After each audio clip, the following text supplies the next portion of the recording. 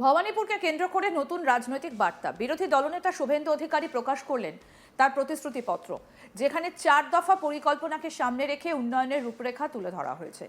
এই ইস্তেহারের মূল ফোকাস ভবানীপুরে নাগরিক পরিষেবার ঘাটতি তুলে ধরা এবং তার সমাধানের প্রতিশ্রুতি দেওয়া। প্রথমেই নজর কেড়েছে পুর পরিষেবা নিয়ে তার বক্তব্য। রাজ্যের মুখ্যমন্ত্রীর কেন্দ্র হিসেবে পরিচিত ভবানীপুর, যেখানে প্রতিনিধিত্ব করেন মমতা ব্যানার্জি, সেই কেন্দ্রেই সাধারণ মানুষ পর্যাপ্ত পরিষেবা থেকে বঞ্চিত, এমন বার্তা দেওয়ার চেষ্টা স্পষ্ট এই ইস্তেহারে। উন্নত এবং আধুনিক পুর পরিষেবা পৌঁছে দেবার অঙ্গীকার করেছেন শুভেন্দু অধিকারী। এই ইস্তেহারে মোট 4টে প্রধান দিক তুলে ধরা হয়েছে: উন্নত পরিকাঠামো ও স্বাস্থ্য ব্যবস্থা, মজবুত আইন শৃঙ্খলা, সাংস্কৃতিক ঐতিহ্যের সংরক্ষণ এবং যুব কল্যাণ ও সামাজিক ন্যায় বিচার। প্রতিশ্রুতি অনুযায়ী ভবানীপুরের প্রতিটা ঘরে পৌঁছে দেওয়া হবে পরিশ্রুত নলবাহিত পানীয় জল। পাশাপাশি দীর্ঘদিনের সমস্যার সমাধান হিসেবে প্রতিটা ওয়ার্ডে ভাঙাচোরা রাস্তার সংস্কার এবং নতুন উন্নত সড়ক নির্মাণের কথাও বলা হয়েছে। বর্ষাকালে কলকাতায় বিদ্যুৎস্পৃষ্ট হয়ে মৃত্যুর ঘটনা নতুন নয়, সেই প্রেক্ষাপটে এই সমস্যা সম্পূর্ণ নির্মূল করার প্রতিশ্রুতিও রয়েছে। আধুনিক জল নিকাশি ব্যবস্থার মাধ্যমে জল জমার সমস্যার সমাধান করা হবে বলেও জানানো হয়েছে। স্বাস্থ্যক্ষেত্রেও বড় ঘোষণা, সরকারি হাসপাতালগুলোতে উন্নত পরিষেবা এবং দালালমুক্ত পরিবেশ গড়ে তোলার আশ্বাস দেওয়া হয়েছে। শুধু সাধারণ মানুষ নয়, ব্যবসায়ী মহলের কথাও গুরুত্ব পেয়েছে ইস্তেহারে। গয়নার দোকানে সশস্ত্র হামলা রুখতে এবং তোলাবাজি মুক্ত ব্যবসার পরিবেশ তৈরি করতে কড়া পদক্ষেপের কথা বলা হয়েছে।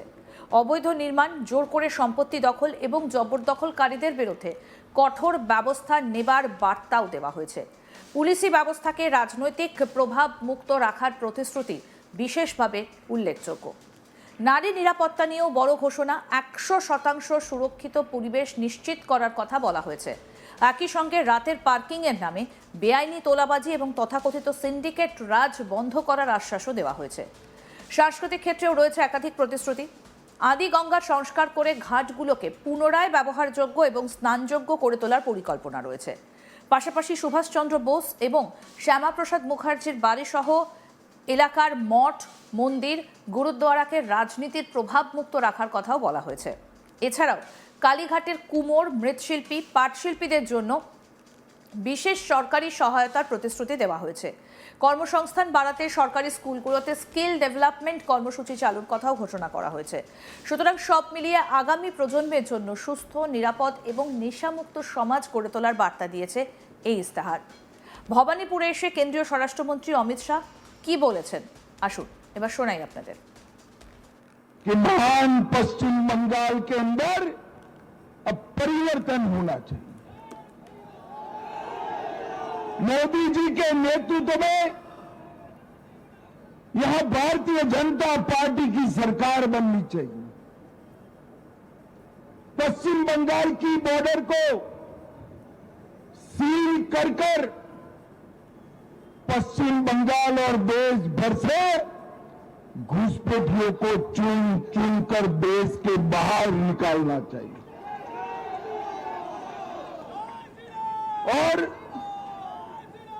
कवि गुरु की कल्पना का सोनार बांग्ला बनाना चाहिए। इसलिए पूरे बंगाल की जनता परिवर्तन के लिए तत्पर बैठी है, तैयार बैठी।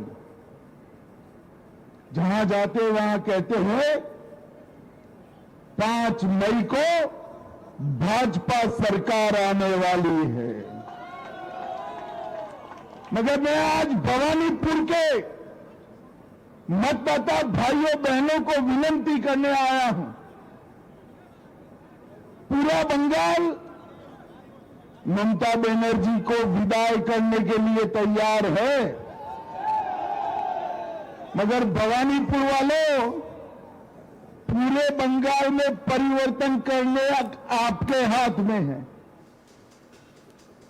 এখন দেখার এই প্রতিশ্রুতি কতটা বাস্তবায়িত হয় এবং ভবানীপুরের মানুষ কতটা আস্থা রাখেন এই পরিকল্পনার উপর। আমাদের প্রতিনিধি সুজয় ঘোষ কি প্রতিবেদন তুলে ধরেছেন, দেখবো এবার। 2026-এর বিধানসভা নির্বাচনে যদি সবথেকে হাই ভোল্টেজ কোনো বিধানসভা কেন্দ্র থাকে সেটা হচ্ছে ভবানীপুর, এবং ভবানীপুরে একটার পর একটা চমক দিচ্ছে বিজেপির পক্ষ থেকে। সেই চমক আমরা দেখতে পাচ্ছি এবং আজকে যে নমিনেশন দেয়া হয়েছে ভবানীপুরে, সেখানে কেন্দ্রীয় স্বরাষ্ট্রমন্ত্রী তিনি দিল্লি থেকে এ রাজ্যে এসছেন শুধুমাত্র ভবানীপুরে নমিনেশন, এবং সেই নমিনেশনে আমরা দেখলাম যে শুভেন্দু অধিকারীকে নিয়ে তিনি র্যালি করে আলিপুরে সার্ভে বিল্ডিংয়ে তিনি শুভেন্দু অধিকারী নমিনেশন দিল, এবং একেবারে বর্ণাঢ্য বলা যেতে পারে হাই ভোল্টেজ একটা নমিনেশন সেটা আমরা দেখতে পেলাম। এরপর যেটা সবথেকে বড় চমক, বিজেপির তরফ থেকে এখনো পর্যন্ত কিন্তু আনুষ্ঠানিকভাবে ইশতেহার কিন্তু প্রকাশ হয়নি। আমরা জানি যে কেন্দ্রীয় স্বরাষ্ট্রমন্ত্রী তিনি চার্জশিট প্রকাশ করেছিলেন, কিন্তু আমরা যেটা দেখলাম যে ফের একটা ভবানীপুর বিধানসভা কেন্দ্রের জন্য চমক, কেবলমাত্র ভবানীপুর বিধানসভার জন্যে আলাদা একটি ইশতেহার, সেই ইশতেহার প্রকাশ করলেন শুভেন্দু অধিকারী। আমরা যেটা জানতে পাচ্ছি যে এই ইশতেহার প্রকাশও একটা চমক দেখা গেল, সেটা হচ্ছে যে উড়িয়া ভাষাতে যেরকমভাবে ইশতেহার প্রকাশ করা হয়েছে ঠিক সেইভাবেই আমরা জানি বাংলা, হিন্দি এবং ইংরেজি সেই ভাষাতেও আছে, এবং আমরা জানি যে ভবানীপুরে একটি উড়িয়া পাড়া আছে, সেজন্য উড়িয়া ভাষাতেও এই ইশতেহার প্রকাশ হয়েছে, এবং ইতিমধ্যেই একেবারে জুন ধরে এই ইশতেহার প্রকাশ করা হচ্ছে। এই ইশতেহারের আমরা জানি যে ভবানীপুর বিধানসভা কেন্দ্রের মধ্যেই যে এসএসকেএম হাসপাতাল সহ বেশ কিছু হাসপাতাল আছে, বড় বলা যেতে পারে মাল্টি সুপার স্পেশালিটি হাসপাতাল, সেটা ভবানীপুর বিধানসভা কেন্দ্রের মধ্যে আছে। একদম শুভেন্দু অধিকারীর প্রথম যে ইশতেহারের যেটা করা হয়েছে, সেই হাসপাতালগুলোকে একটা উন্নত পরিষেবা এবং দালাল মুক্ত করা, এটা যেমন বলা হয়েছে ভবানীপুরে প্রতিটি বাড়িতে পরিশুদ্ধ পানীয় জল পৌঁছে দেয়া, প্রতিটি ওয়ার্ডের বেহাল যে দশা সেগুলোকে একেবারে দখলমুক্ত করা। আমরা জানি যে ভবানীপুরে একাধিক ফুটপাত ইতিমধ্যেই দখল হয়ে গিয়েছে, সেটা শুভেন্দু অধিকারী যে ইশতেহার প্রকাশ করেছে সেখানে তিনি স্পষ্ট করে বলেছেন যে গোটা ভবানীপুর এলাকার যে ফুটপাত আছে সেই ফুটপাতটাকে দখলমুক্ত করে সাধারণ যারা ভবানীপুরের ভোটার আছে তাদেরকে এই ফুটপাত ফিরিয়ে দেওয়া হবে। অন্যদিকে আমরা দেখতে পাচ্ছি যে বর্ষা যখনই হয় ভবানীপুরের বেশ কিছু এলাকায় একেবারে হাঁটু জল, সেটাকে যে সমস্ত ড্রেনেজ সিস্টেম আছে সেটাকে ভবানীপুরে সরকারে শুভেন্দু অধিকারী প্রতিশ্রুতি যে ভবানীপুরের মানুষদের জন্য সমস্ত ড্রেনেজ সিস্টেমকে একেবারে অত্যাধুনিকভাবে তৈরি করা, সেটা তিনি বলেছেন। এবং তিনি বলেছেন যে ভবানীপুরের প্রত্যেকটি যে পুলিশ বুথ, সেই পুলিশ বুথে অন্তত 24 ঘন্টা বিশেষ মহিলাদের জন্য নিরাপত্তা ব্যবস্থা শুধুমাত্র ভবানীপুরের জন্য করা হবে। এবং তিনি বলেছেন যে যেভাবে ভবানীপুরে প্রমোটিং রাজ চলে, সিন্ডিকেট রাজ চলে, একের পর এক বাড়ি সেটাকে ভেঙে প্রমোটিং চলে, সেটাকে বন্ধ করা। এবং তিনি বলেছেন যে অবৈধভাবে যে তোলাবাজি হয় সেটাকেও শুভেন্দু অধিকারী বলেছে যে এটাও ভবানীপুর মানুষের কাছে তিনি আশ্বাস দিয়েছে, যদি ভবানীপুরের মানুষ তাকে জনাদেশ দেয় এই কাজগুলো তার মধ্যে উল্লেখযোগ্য। তার মধ্যে আদি গঙ্গা আমরা জানি একটা অন্যতম, সেটাকে শুভেন্দু অধিকারীর বক্তব্য যে এই আদি গঙ্গাকে একেবারে পুনরায় সংস্কার করে পুনরায় ফিরিয়ে দেয়া, এটার কথা যেরকম বলেছেন।